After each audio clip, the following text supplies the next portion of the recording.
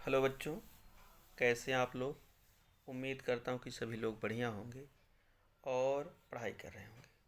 प्रिय बच्चों, आज हम आप लोगों के लिए एक नया वीडियो लेके आए हैं। ये वीडियो है क्लास 9th मैथ्स, जिसमें हम लोग एक पेपर सॉल्व करेंगे। ईयरली पेपर है। ये पेपर है 2024 और 25 का, और इसमें बहुत ही खूबसूरत खूबसूरत क्वेश्चन है। तो इस पेपर को आज हम लोग सॉल्व करेंगे और शुरू करेंगे इसके सेक्शन ए से। तो आज हम लोग सेक्शन ए करेंगे, बाकी सेक्शन भी दूसरे वीडियो में कंटिन्यू करेंगे। तो बच्चों, बिना देर किए हुए शुरू करते हैं आज का वीडियो, और हम लोग पहला क्वेश्चन सॉल्व करते हैं। हम इसका इंग्लिश वर्जन सॉल्व करेंगे।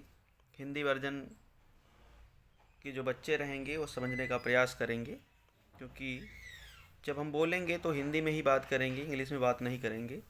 इसलिए उन बच्चों को भी समझ में आएगा कि क्या क्वेश्चन सॉल्व हो रहा है। तो इसमें जो पहला क्वेश्चन दिया गया है सेक्शन में ए में, दिया गया है कि the value of 0.23 bar plus 0.22 bar is.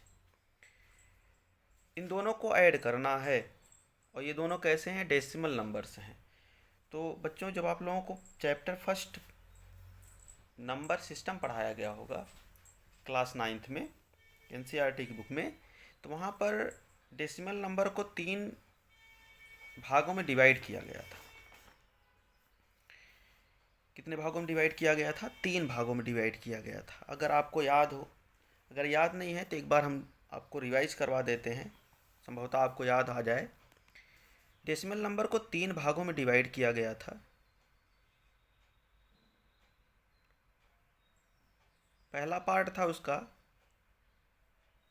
क्या? Terminating decimal expansions. Terminating decimal expansion. दूसरा था नॉन टर्मिनेटिंग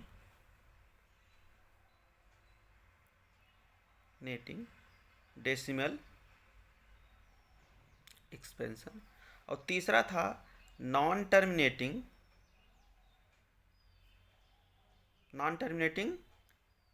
रिपीटिंग। दूसरा वाला होगा non terminating repeating decimal expansion, और तीसरा वाला है non terminating non repeating decimal expansions. ठीक ना? एक बार पुनः, डेसिमल एक्सपेंशन को 3 भागों में डिवाइड किया गया था। पहला था टर्मिनेटिंग डेसिमल एक्सपेंशन, दूसरा था non terminating repeating decimal expansions, और तीसरा था non terminating non repeating decimal expansion. ठीक ना? टर्मिनेटिंग डेसिमल एक्सपेंशन क्या था कि अगर हम लोग किसी भी रेशनल नंबर को डेसिमल फॉर्म में कन्वर्ट करें और उसका रिमाइंडर क्या हो जाए? 0 हो जाए, तो वहाँ पर क्या होता था?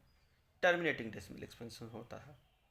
लेकिन अगर कोई रेशनल नंबर है, उसको हम लोग डेसिमल फॉर्म में कन्वर्ट करें, बदलें, उसका रिमाइंडर 0 भी ना आए, और जो उसका क्वोशिएंट हो बार बार कोई नंबर या नंबर का ग्रुप रिपीट करे, तो वो होता है non terminating repeating decimal expansion. और तीसरा है कि ऐसे डेसिमल एक्सपेंशंस जो ना तो टर्मिनेट हो और ना ही रिपीट करें, जैसे 0.01 001 0001 00001 डॉट डॉट डॉट। इस तरीके का जो डेसिमल एक्सपेंशन होता है उसको बोलते हैं हम लोग नॉन टर्मिनेटिंग नॉन रिपीटिंग। ठीक है ना? जो सेकेंड टाइप का था, सेकेंड टाइप में जैसे कोई नंबर है 0.3333, इस टाइप का जो डेसिमल एक्सपेंशन होगा उसको बोलेंगे non terminating repeating decimal expansion. और जो इस टाइप का होता है, यानी कि हम लोग मान लो 1/2 को अगर हम लोग डेसिमल फॉर्म में कन्वर्ट करें तो 0.5 आ जाता है, तो इस टाइप के डेसिमल एक्सपेंशन को बोलते हैं टर्मिनेटिंग डेसिमल एक्सपेंशन। ना? आपको बात क्लियर हो गई होगी। अब आपका जो क्वेश्चन उस पर आते हैं। यहाँ पर दिया गया the value of 0.23 bar plus 0.22 बार। यहाँ 2 3 पर बार है, यहाँ 2 2 पर बार है। तो इसका मतलब क्या है, या हमको ये समझना पड़ेगा कि ये जो डेसिमल एक्सपेंशन दिया गया है 0.23 दोनों पर बार प्लस 0.22 पर बार, ये किस टाइप के डेसिमल एक्सपेंशन हैं, तब इसको हम लोग ऐड करेंगे। तो आप यहाँ देखिए कि 2 3 पर बार है, डेसिमल के बाद 2 है 3 है, उस पर दोनों पर बार लगा है, और यहाँ पर डेसिमल के बाद 2 2 है, दोनों पर बार लगा है। तो बार का मतलब होता है जितने नंबर पर बार लगा है वो नंबर क्या कर रहा है, बार बार रिपीट कर रहा है, बार बार वही नंबर आ रहा है। जैसे इसको अगर हम लोग लिखना चाहें तो क्या लिख सकते हैं, इसको लिखना चाहें तो लिख सकते हैं 0.232323 डॉट डॉट डॉट। और इसको क्या लिख सकते हैं, इसको भी लिख सकते हैं क्या, 0.222222 डॉट डॉट डॉट। और इन दोनों को क्या करना है, ऐड करना है। इन दोनों को क्या करना है, ऐड करना है। तो ऐड करेंगे तो क्या आएगा, ये डॉट लगा ही लो। 2 3 कितना हुआ 5, 2 2 कितना हुआ 4, 2 3 कितना हुआ 5, 2 2 कितना हुआ 4, 2 3 कितना हुआ 5, और 2 2 कितना हुआ 4, और पॉइंट यहाँ 0 यहाँ। तो यहाँ देखिए जो ऐड हुआ, ऐड होने के बाद क्या आया 0.454545। इसको हम लोग लिख क्या सकते हैं, बार के रूप में। कैसे लिख सकते हैं, जो नंबर रिपीट कर रहा है उसके ऊपर बार लगा दीजिए। तो यहाँ पर देखिए 4545 रिपीट कर रहा है, तो 45 दोनों के ऊपर क्या लगा देंगे, बार लगा देंगे, तो हो जाएगा 0.45 का बार। यानी कि इसका जो एडिशन होगा, इसका जो योग होगा, जो जोड़ा गया है, जो जोड़ होगा वो कितना होगा, 0.45 बार होगा, 0.45 बार होगा। यानी कि आपका ऑप्शन नंबर ए क्या है, बिल्कुल सही है। ए भी वही दिया गया है और डी भी देखिए वही दिया गया है, दोनों सेम आंसर दिए गए। तो आप दोनों लगा सकते हैं या किसी एक को लगा दीजिए, आपका आंसर क्या होगा, बिल्कुल करेक्ट होगा, गलत नहीं होगा। ठीक है ना। इसके बाद दूसरा क्वेश्चन है, दिया गया है द वैल्यू ऑफ 1 to 5 की पावर -1/3, 1 to 5 की होल पावर -1/3। तो ये पावर एंड एक्सपोनेंट का क्वेश्चन है। ठीक है ना, ये कहाँ का है क्वेश्चन, पावर एंड एक्सपोनेंट का। ये भी पहले ही चैप्टर से लिया गया है। क्वेश्चन है कि द वैल्यू ऑफ 1 to 5 की होल पावर -1/3। अब आपको ये पता होना चाहिए कि अगर किसी भी नंबर की पावर माइनस है तो अगर उसको हम लोग अपॉन में लिख दें, 1 अपॉन में लिख दें, तो पावर क्या होती है, पॉजिटिव हो जाती है। जैसे a की पावर अगर -1 लिखा गया है तो इसको हम लोग लिख सकते हैं 1 अपॉन a की पावर 1। ठीक है ना। ऐसे ही 1 to 5 की पावर को हम लोग, पावर क्या लिखी गई, -1/3 लिखी गई है, तो इसको हम लोग लिख सकते हैं 1 अपॉन 1 to 5 की होल पावर 1/3। अब 1 to 5 को यानी कि 125 को क्या लिख सकते हैं पावर के फॉर्म में, पावर एंड एक्सपोनेंट के फॉर्म में क्या लिखा जा सकता है, तो लिखा जा सकता है 1 अपॉन 5 की पावर 3 और होल पावर 1/3। ठीक है ना। अब यहाँ क्या होगा, a की पावर m पावर n का फॉर्मूला लगेगा, a की पावर m की होल पावर n क्या होता है, a की पावर m इंटू n। तो यहाँ आ जाएगा आपका 1 अपॉन 5 की पावर 3 इंटू 1/3। तो 3 से 3 क्या हुआ, कैंसिल हो गया, कितना आ गया 1 अपॉन 5। कितना आ गया भैया, 1 अपॉन 5। तो यहाँ जो सेकेंड क्वेश्चन है इसका जो आंसर होगा वो हो जाएगा ऑप्शन नंबर सी। क्या हो जाएगा, ऑप्शन नंबर सी हो जाएगा। ठीक है ना, ऑप्शन नंबर सी इसका बिल्कुल करेक्ट आंसर होगा। ठीक है, आगे चलते हैं क्वेश्चन नंबर 3 की तरफ। कह रहा the degree of polynomial √5 is. ये बहुत ही पॉपुलर क्वेश्चन है। इस टाइप के क्वेश्चन कई बार पूछे गए हैं एग्जाम में, तो बच्चे इसमें कंफ्यूज बहुत ज़्यादा होते हैं। कन्फ्यूजन क्या होती है वो मैं आपको बता रहा हूँ। ठीक है ना। कह रहा है कि द डिग्री ऑफ पॉलिनोमियल √5 क्या है, √5 की डिग्री पूछ रहा है और कह क्या रहा है कि ये पॉलिनोमियल है। डिग्री ऑफ पॉलिनोमियल क्या पूछ रहा है, डिग्री ऑफ पॉलिनॉमियल। ठीक है ना। अब कन्फ्यूजन क्या होती है बच्चों को, तो बच्चों को ये लगता है कि √5 को हम लोग लिख सकते हैं 5⁻1/2। अब 5⁻1/2 है तो इसकी डिग्री हो जाएगी 1/2। ये गलती करते हैं, यही कन्फ्यूजन होती है। ठीक है ना। आप लोगों को जब पॉलिनॉमियल चैप्टर पढ़ाया गया होगा तो वहाँ पर कांस्टेंट पॉलिनॉमियल भी पढ़ाया गया होता। ठीक है ना। क्या पढ़ाया गया होगा? कांस्टेंट पॉलिनॉमियल भी पढ़ाया गया होगा। अगर नहीं पढ़ाया गया होगा तो एनसीईआरटी की बुक में कांस्टेंट पॉलिनॉमियल और जीरो पॉलिनॉमियल का जिक्र है। ठीक है ना। थ्योरेटिकल पार्ट में आप जा करके पढ़ेंगे तो आपको कांस्टेंट पॉलिनॉमियल और जीरो पॉलिनॉमियल बखूबी दिया गया है, वहाँ आप बेहतरीन तरीके से पढ़ सकते हैं। और वहाँ पर यह भी बताया गया है कि अगर कोई कांस्टेंट पॉलिनॉमियल है तो उसकी डिग्री क्या होती है, और अगर कोई जीरो पॉलिनॉमियल है तो उसकी डिग्री क्या होती है। ठीक है ना।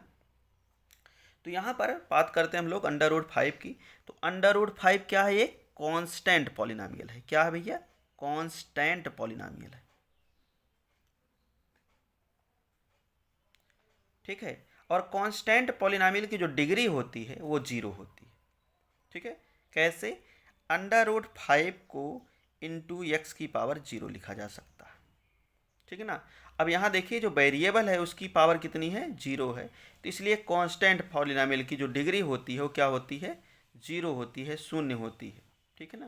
तो कोई भी इस तरीके का क्वेश्चन आ जाए और उसमें उसकी डिग्री पूछे कि डिग्री कितनी है, तो आप लोग कांस्टेंट पॉलिनॉमियल की डिग्री होती है 0, आप आंसर में क्या लिखेंगे? 0 लिखेंगे। तो आपका आंसर क्या होगा? बिल्कुल करेक्ट होगा, उसमें कोई गलती नहीं होगी। तो यहाँ पर आंसर हो जाएगा ऑप्शन नंबर सी, 0। अभी हमने जिक्र किया कि एक और पॉलिनॉमियल होता है जीरो पॉलिनॉमियल। क्या होता है भैया? जीरो पॉलिनॉमियल होता है। ठीक है ना। तो जीरो पॉलिनॉमियल का भी थोड़ा सा हम लोग जिक्र कर लेते हैं। जीरो पॉलिनॉमियल,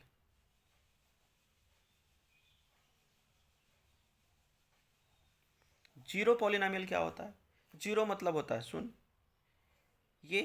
ये क्या है? जीरो पॉलिनॉमियल है। अब जीरो के साथ कोई भी वेरिएबल आप ऐड कर दीजिए और उस वेरिएबल की कोई भी पावर लगा दीजिए, कोई भी पावर लगा दीजिए। ठीक है ना। कोई भी पावर लगा दीजिए। तो यहाँ पर जो जीरो पॉलिनॉमियल होता है उसकी डिग्री क्या होती है? नॉट डिफाइंड होती है। हम लोग कुछ भी उसकी पावर लगा दें लेकिन उसकी वैल्यू क्या हो जाएगी? जीरो ही हो जाएगी, जीरो से मल्टीप्लाई करके। इसलिए कांस्टेंट पॉलिनॉमियल की जो डिग्री होती है वो क्या होती है? नॉट डिफाइंड होती है। ये एकदम दिमाग में बैठा लीजिए, गलती नहीं होनी चाहिए। यहाँ कांस्टेंट पॉलिनॉमियल के बारे में पूछा था, क्वेश्चन में आपको जीरो पॉलिनॉमियल के बारे में पूछ सकता है। ठीक है ना। तो जीरो पॉलिनॉमियल की जो डिग्री होती है वो नॉट डिफाइंड होती है। कांस्टेंट पॉलिनॉमियल की जो डिग्री होती है वो क्या होती है? जीरो होती है। ठीक है। ठीक, आगे चलते हैं क्वेश्चन नंबर 4 की तरफ। क्वेश्चन नंबर 4 दिया गया है कि इफ़ x की पावर 17 प्लस 17, x की power 17 plus 17 is divided by x plus 1, then the remainder is. अब यहाँ आपको इसको डिवाइड करने की आवश्यकता नहीं है कि इस पॉलिनॉमियल को इस पॉलिनॉमियल से डिवाइड करें। यहाँ आपको क्या करना है? आपको सीधे सीधे रिमाइंडर थ्योरम लगा देनी है। ठीक है ना। क्या लगा देनी है? रिमाइंडर थ्योरम लगा देनी है। तो रिमाइंडर थ्योरम क्या है भैया? दिया गया है कि x की पावर 17 प्लस 17 को x प्लस 1 से क्या किया गया है? डिवाइड किया गया है। x प्लस 1 से डिवाइड किया गया है। तो जो डिवाइजर है उसको हम लोग क्या करते हैं? जीरो के इक्वेट करा लेते हैं। तो जीरो के इक्वेट कराएंगे तो x प्लस 1 इक्वल टू क्या हो जाएगा? जीरो हो जाएगा। x की वैल्यू क्या आएगी यहाँ से? -1। अब यही x की जो वैल्यू -1 है यही आप डिविडेंड में रख देंगे, जहाँ x है वहाँ पर -1। ठीक है ना। तो रख दीजिए। तो -1 की पावर 17 और प्लस 17। अब -1 की पावर क्या है? 17 है। तो -1 की पावर अगर 17 तो आंसर कितना आएगा? -1 आएगा। और ये प्लस 17 दोनों को ऐड करेंगे तो कितना आ जाएगा? ये 16 आ जाएगा। तो यहाँ पर रिमाइंडर कितना आने वाला है भैया? यहाँ पर रिमाइंडर आने वाला है 17। क्या आने वाला है? 16 आने वाला, क्या आने वाला है, 16 आने वाला है।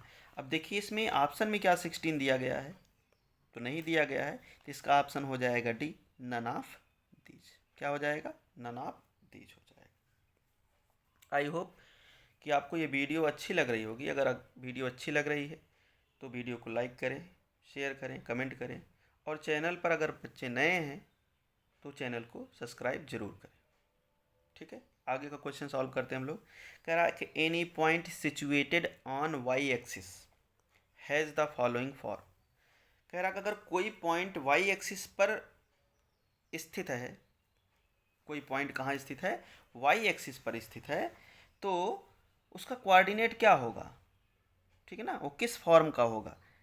तो देखिए ये आपका है एक्स एक्सिस, इसको बोलते हैं एक्स, इसको बोलते हैं एक्स डैश, इधर ओरिजिन होता है, ओरिजिन से इधर क्या होगा, पॉजिटिव एक्स एक्सिस, और इधर क्या होगा, नेगेटिव एक्स एक्सिस। ये क्या होगा आपका वाई एक्सिस, और ये क्या होगा आपका वाई डैश। ये ओरिजिन से ऊपर पॉजिटिव, ओरिजिन से नीचे नेगेटिव। कह रहा कोई पॉइंट वाई एक्सिस पर सिचुएटेड है, वाई एक्सिस पर है, तो मान लो यहाँ पर कोई पॉइंट है, तो इसका कोऑर्डिनेट क्या होगा।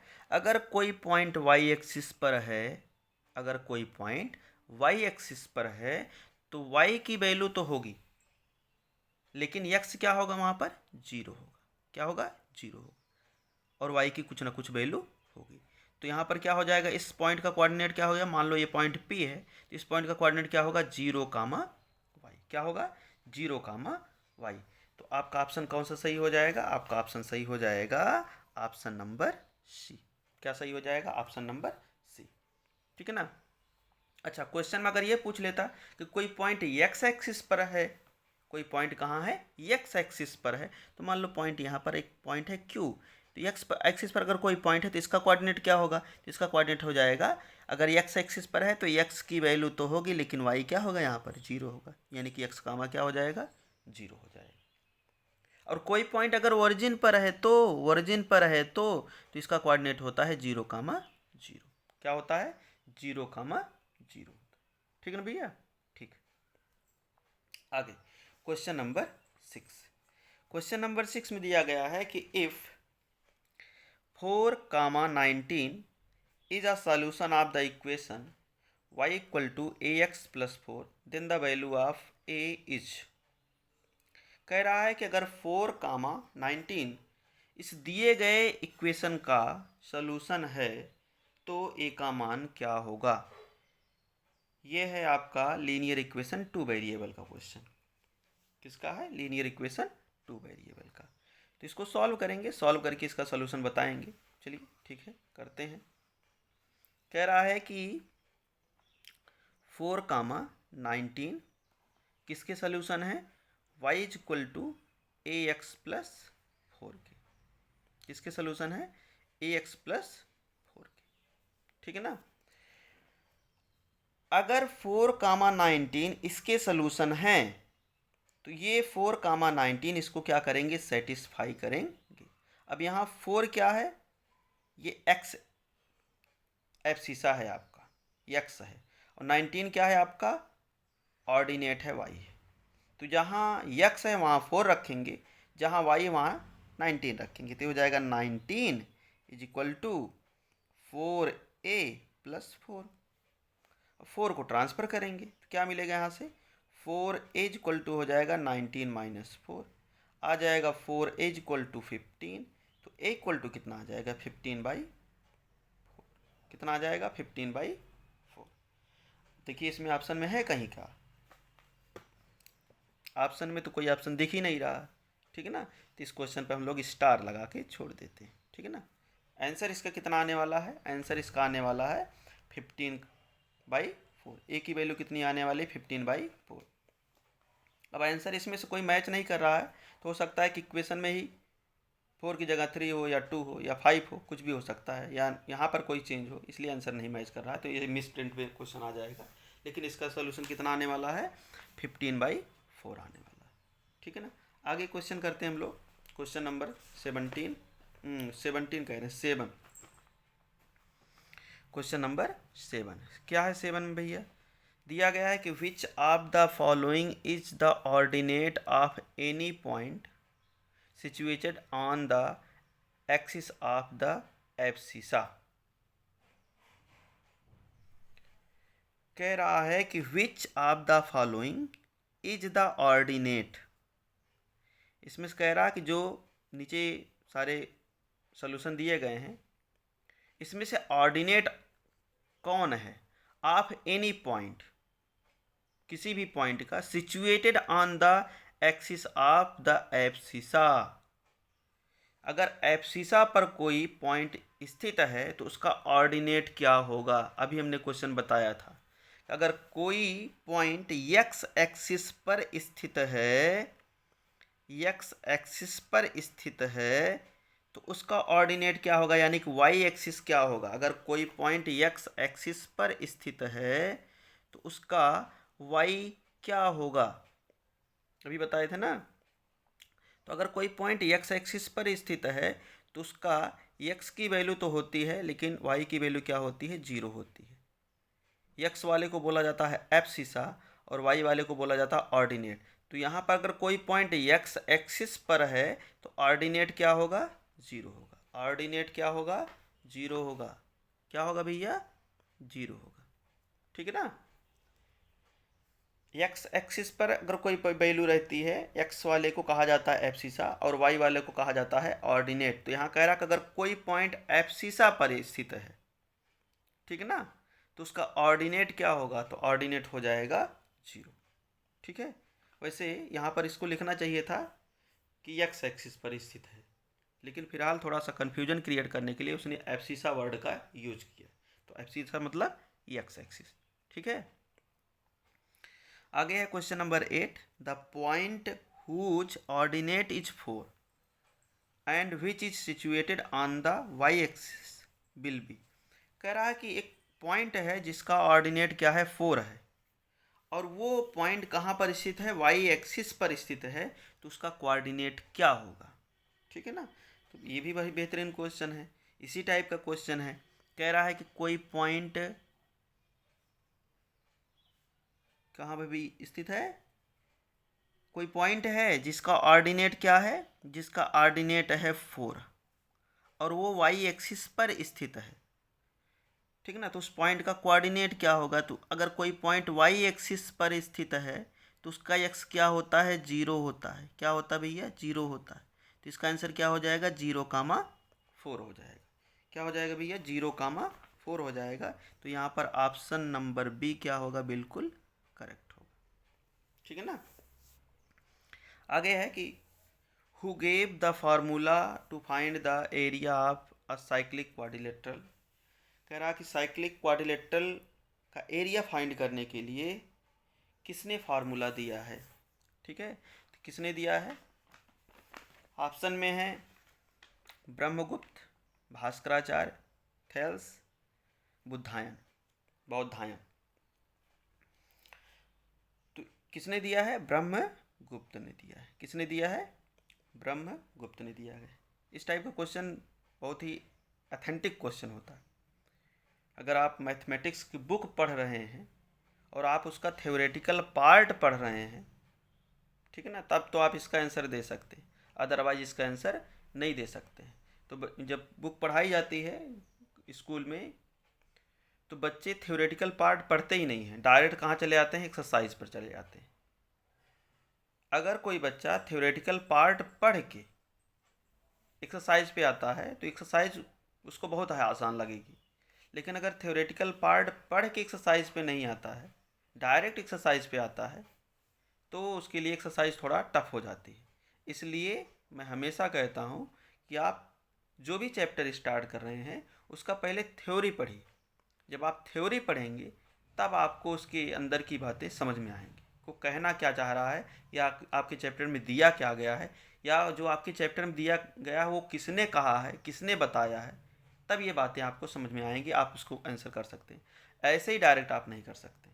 ठीक है ना। फिलहाल यहाँ पर इसका आंसर क्या हो जाएगा, ब्रह्मगुप्त हो जाएगा। फिर कह रहा है कि the side face of pyramid are. कह रहा पिरामिड है उसका साइड फेस कैसा होता है। तो साइड फेस कैसा होता है, ट्रायंगुलर होता है, ट्रायंगल का होता है, ठीक है ना। ये आपको मिलेगा यूक्लिडियन ज्योमेट्री में, चैप्टर नंबर 5 में है, तो वहाँ पर इसको आप पढ़ सकते हैं, वहाँ पर दिया गया होगा, ठीक है ना। आगे है क्वेश्चन नंबर 11, और ये है आपके चैप्टर 6 से, लाइन्स एंड एंगल्स। कह रहा कि in figure A O B is a line then the value of x is. कह रहा है कि एक फिगर दिया गया है ए ओ बी, और उसमें पूछा है कि यक्स का मान कितना होगा। तो फिगर देख ही रहे हैं आप लोग, ठीक है ना। देखिए फिगर में दिया गया है कि ए ओ बी क्या है, एक लाइन है, और ओ से एक रे गई है ओ सी। ये एंगल दिया गया 62 डिग्री, और ये एंगल यक्स दिया गया, तो यक्स की वैल्यू हमको बतानी है। तो ये बहुत ही सिंपल क्वेश्चन है। जो बच्चे लाइन्स एंड एंगल्स की थ्योरेटिकल पार्ट पढ़े हैं तो उसमें पढ़े होंगे लीनियर पेयर एंगल। क्या पढ़े होंगे? Linear pair angle. अगर एक ही लाइन पर उसके एक ही तरफ बहुत सारे एंगल बना दिए जाएं, या 2 एंगल बना दिए जाएं, 3 एंगल बना दिए जाएं, तो सभी एंगल का जो सम होता है वो कितना होता है? 180 डिग्री होता है। तो यहाँ पर भी 62 और x का जो सम होगा, x प्लस 62 डिग्री जो होगा वो 180 डिग्री के बराबर होगा। ये कहाँ से आई बात? लीनियर पेयर एंगल की प्रॉपर्टी से आ गई, ठीक है। अब यहाँ से अगर x is equal to solve करेंगे तो 180 माइनस 62 सब्ट्रैक्ट कर देंगे तो कितना हो जाएगा? 8, और 7 में से 6 निकलेगा 1, कितना आ गया? 118 डिग्री, 118 डिग्री। तो इसका ऑप्शन कौन सा सही हो जाएगा? ऑप्शन नंबर बी सही हो जाएगा, ठीक है ना। बहुत ही सिंपल क्वेश्चन है, और ये डायरेक्ट जो है आपके उस पर लीनियर पेयर एंगल पर दे दिया गया है, इसमें बहुत ज़्यादा कठिनाई नहीं थी। क्वेश्चन नंबर 12 है, और क्वेश्चन नंबर 12 दिया गया है कि if triangle A B C angle A is equal to 70 degree and A B equal to A C then the value of angle B. ये है आपके चैप्टर नंबर 7 से, ट्रायंगल से, ट्रायंगल चैप्टर से ये क्वेश्चन दिया गया है। कह रहा है कि एक ट्रायंगल है, एक क्या है? ट्रायंगल है, ठीक है। इस ट्रायंगल में जो एंगल ए है वो 70 डिग्री दिया गया है, और जो ए बी है वो ए सी के क्या है? इक्वल है। ए बी जो है वो ए सी के इक्वल है।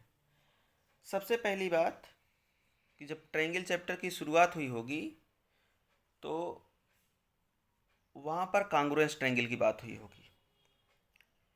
एक्सरसाइज 7.1 में कांग्रुएंस ट्रायंगल के बारे में बात हुई होगी, लेकिन जब एक्सरसाइज 7.2 शुरू होता है तो उसके पहले ही थ्योरी दिया गया है, और वो जो थ्योरिटिकल पार्ट है जिसमें थीरम्स दी गई हैं, दो थीरम है 7.2 और 7.3। ये दोनों बेसिकली आइसोसेलेस ट्रायंगल के बारे में बातें करती हैं, ठीक है ना। तो यहाँ पर क्या है, अगर किसी भी ट्रायंगल की 2 साइड आपस में इक्वल हैं तो ट्रायंगल कैसा हो जाएगा? आइसोसेलेस ट्रायंगल हो जाएगा, ठीक है ना। आइसोसेलेस ट्रायंगल में 2 साइड इक्वल होती है, और अगर कोई आइसोसेलेस ट्रायंगल है और उसकी 2 साइड आपस में इक्वल है तो उनके अपोजिट एंगल भी आपस में इक्वल होते हैं। क्या होते हैं भैया? अपोजिट एंगल भी आपस में इक्वल होते हैं। तो अगर ये एंगल 70 डिग्री है और इसको यक्स मान ले तो ये भी कितना हो जाएगा? यक्स हो जाएगा। अब किसी भी ट्रायंगल के तीनों एंगल का जो सम होता है वो 180 डिग्री होता है, तो ये हो जाएगा x plus 70 equal to 180 degree. यहाँ लिख देंगे एंगल सम प्रॉपर्टी। ये प्रॉपर्टी बेस्ड क्वेश्चन है। अगर आपको प्रॉपर्टी पता है तो आप इसका आंसर निकाल पाएंगे, प्रॉपर्टी नहीं पता है तो इसका आंसर आप नहीं निकाल पाएंगे, ठीक है ना। इसलिए अभी हमने कुछ देर पहले ही कहा था कि जब भी चैप्टर शुरू हो, चैप्टर में जो थ्योरेटिकल पार्ट दिए गए हैं उनको आप बखूबी पढ़िए, ठीक है ना। स्कूल में पढ़ाया जाता है तो ठीक, नहीं पढ़ाया जाता तो आप अपने मन से थ्योरेटिकल पार्ट ज़रूर पढ़िए। नहीं समझ में आता है तो आप अपने टीचर से बात कीजिए, और आपको तब भी नहीं समझ में आता तो आप हमारे वीडियो पर कमेंट करके आप हमसे बात कीजिए, हम आपको उसका सॉल्यूशन बताएंगे, ठीक है ना। चलिए, तो यहाँ पर x प्लस एक्स क्या हो जाएगा? 2x plus 70 equal to 180 degree. तो आ जाएगा 2x is equal to 180 degree minus 70 degree. ये हो जाएगा 2x इक्वल टू 110 डिग्री। आएगा x इक्वल टू 110 बाई 2, कितना आ गया 55 डिग्री। कितना आ गया भैया 55 डिग्री आ गया। तो यहाँ कह रहा है एंगल बी की वैल्यू कितनी होगी, तो एंगल बी कितना होगा भैया 55 डिग्री होगा, और एंगल सी भी कितना होगा 55 डिग्री होगा। ठीक है ना, दोनों का आंसर सेम होगा। ठीक है, आगे देखिए बहुत ही सुंदर क्वेश्चन दिया गया है, ये भी एकदम थ्योरेटिकल पार्ट पे ही है, प्रॉपर्टी है। The sum of the four intersecting angle, यहाँ पर इंटरसेक्टिंग एंगल लिखा है, जबकि लिखना चाहिए इंटीरियर एंगल।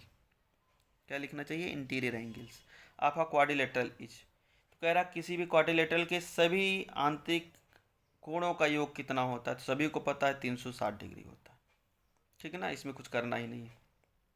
आगे दिया गया है कि in figure point O is the centre of, ये पॉइंट ओ है, जीरो नहीं है, is the centre of circle, the value of X will B.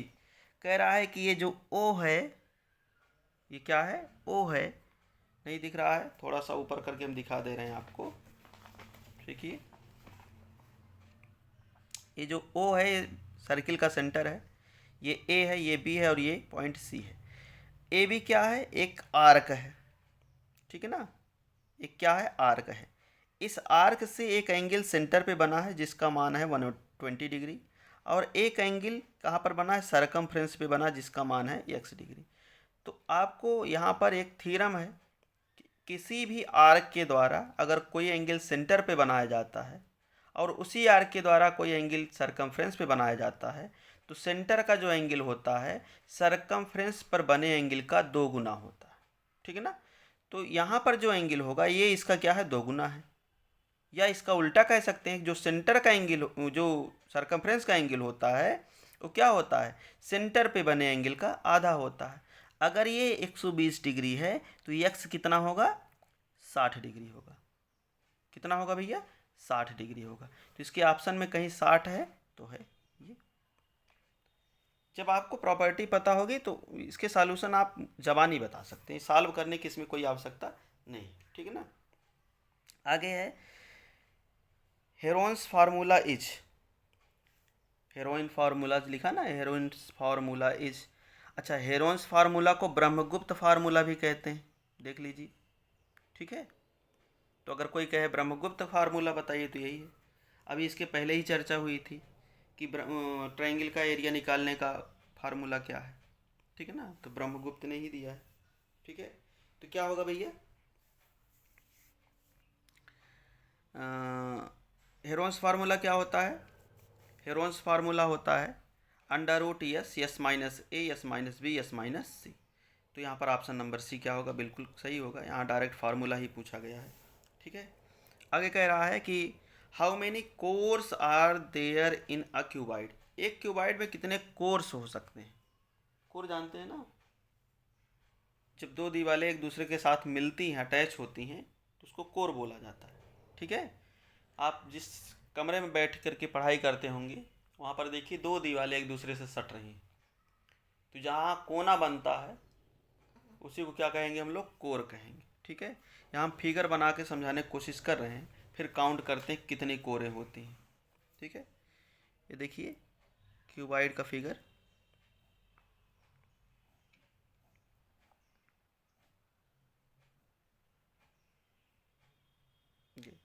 ये देखिए एक फेस ये और एक फेस ये जहाँ जुड़ रहे हैं इसी को बोला जाता है कोर।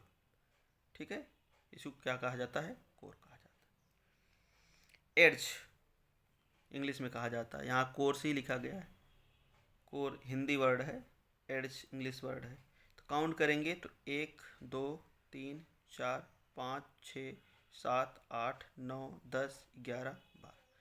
कितनी कोर्स होती हैं, 12 होती हैं। कितनी होती हैं भैया, 12। तो ऑप्शन में क्या हो जाएगा इसका, 12 सही आंसर हो जाएगा। अच्छा, फेस कितने होते हैं, फेस एक फेस ये हो गया, एक ये हो गया, दो हो गए, एक ऊपर हो गया, एक नीचे हो गया, 3 हो गया, एक इस साइड का फेस हो गया, ठीक है 5, और एक ये वाला बड़ा वाला फेस हो गया 6।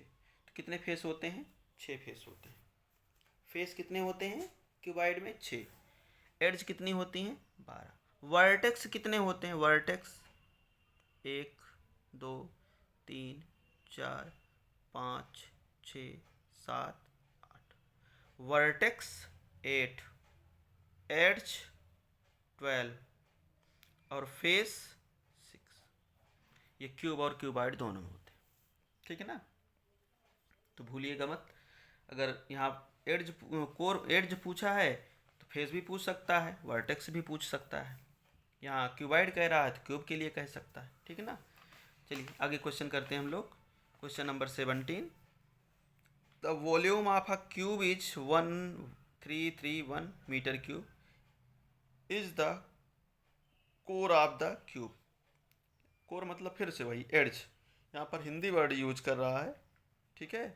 कोर तो लिखना क्या चाहिए था, एड्ज लिखना चाहिए था, लेकिन यही कन्फ्यूजन क्रिएट करने के लिए उसने कोर शब्द का यूज कर दिया। कोर हिंदी वर्ड है, ठीक है। तो क्या करेंगे भैया, यहाँ पर कह रहा है वॉल्यूम ऑफ क्यूब दिया गया है, वॉल्यूम ऑफ क्यूब दिया गया है। तो वॉल्यूम ऑफ क्यूब का फॉर्मूला पता होगा आपको।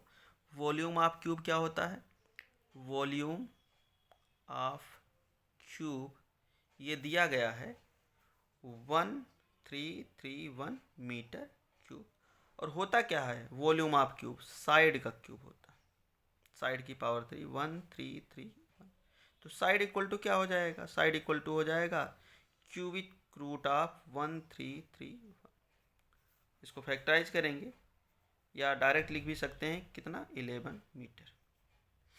और फैक्टराइज करके चेक भी कर सकते हैं कि आएगा कि नहीं आएगा। 11 से ही डिविजिबल होगा, 11 1 जा 11, बचेगा 2, 11 2 जा 22, फिर कितना आएगा, बचेगा 1, 11 1 जा 11, फिर 11 से 11 आ गया, फिर 11 से कैंसिल हो गया, 1 आ गया, तो इन तीनों में से कॉमन करके 11, ठीक है ना। आप फैक्टराइज भी करके निकाल सकते हैं, इसका आंसर आ जाएगा।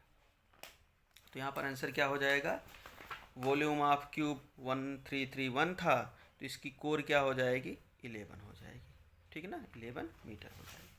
आगे क्वेश्चन करेंगे, क्वेश्चन नंबर 18। ये भी बहुत ही अच्छा क्वेश्चन दिया गया है। कह रहा है कि the formula for the volume of a cone is. Volume of कोन का फार्मूला क्या होता है, तो वॉल्यूम ऑफ कोन का फार्मूला होता है 1/3 pi are square H, 1/3 pi are square H. और पाई आर स्क्वायर एच किसका होता है, सिलेंडर का होता है। 2/3 पाई आर क्यूब किसका होता है, ये हेमिस्फेयर का होता है। Volume of hemisphere 2/3 pi r cube, volume of cylinder होता है पाई आर स्क्वायर एच, और वॉल्यूम ऑफ कोन होता है 1/3 पाई आर स्क्वायर एच, ठीक है ना। आगे दिया गया है कि the mean of positive odd number from 1 to 10 etch. कह रहा है 1 से 10 तक के धनात्मक विषम संख्याओं का मीन क्या होगा, मीन क्या होगा, ठीक है।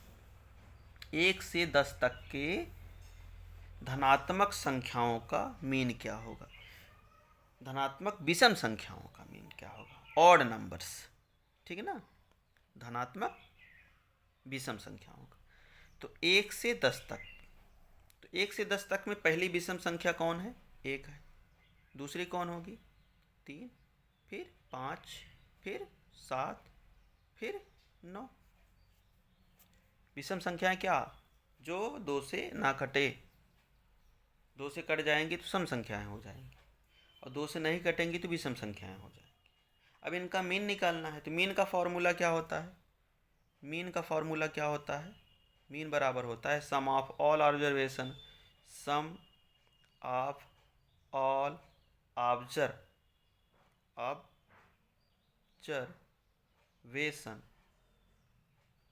Upon total number of observation, ठीक है ना। तो ये हो जाएगा मीन इक्वल टू 1 + 3 + 5 + 7 + 9 अपॉन 5। सभी को ऐड करेंगे तो 1 + 3 4, 9, 5 9 हो गया, 9 7 कितना होगा, 9 9 18, 18 और 7 25, 25/5 कितना आ गया आंसर? 5। तो 1 से 10 तक की विषम संख्याओं का जो माध्य होगा वो क्या होगा? 5 हो जाएगा। ठीक है, आगे एक क्वेश्चन है आपका, question number 20। The mod of 5925452 is. Mod क्या होता है? मॉड क्या होता है? मॉड का मतलब होता है बहुलक। किसी भी डेटा में जिस नंबर की अधिकता ज़्यादा हो, बहुलकता ज़्यादा हो, फ्रीक्वेंसी ज़्यादा हो, उसी को क्या कहा जाता है? मॉड कहा जाता है। मॉड को हिंदी में कहा जाता है बहुलक, जो बहुत बार आया हो, जिसका लग बहुत बार हो, ठीक है ना, उसको कहा जाता है बहुलक। तो यहाँ पर आप देखिए जो डेटा दिया गया इसमें कौन सा नंबर सबसे ज़्यादा बार आया है? 1 2 3, 5 3 बार आया है, 2 2 बार आया है, उसके बाद सब एक एक बार है। तो 5 क्या हो जाएगा? इसका मॉड हो जाएगा। 5 क्या हो जाएगा? इसका मॉड हो जाएगा। ठीक है ना। तो आई होप ये आपको वीडियो अच्छा लगा होगा। वीडियो अच्छा लगे तो लाइक करें, शेयर करें, कमेंट करें। जो बच्चे नए हैं चैनल पर, वो चैनल को सब्सक्राइब ज़रूर करें। आगे की वीडियो हम लोग इसके सेक्शन बी को कंटिन्यू करेंगे, लेकिन आपके लिए एक क्वेश्चन, इसका सेक्शन बी का पहला पार्ट, ये आप लोग का सॉल्यूशन करके हमारे कमेंट बॉक्स में कमेंट ज़रूर करें। ठीक है ना। तब तक के लिए धन्यवाद।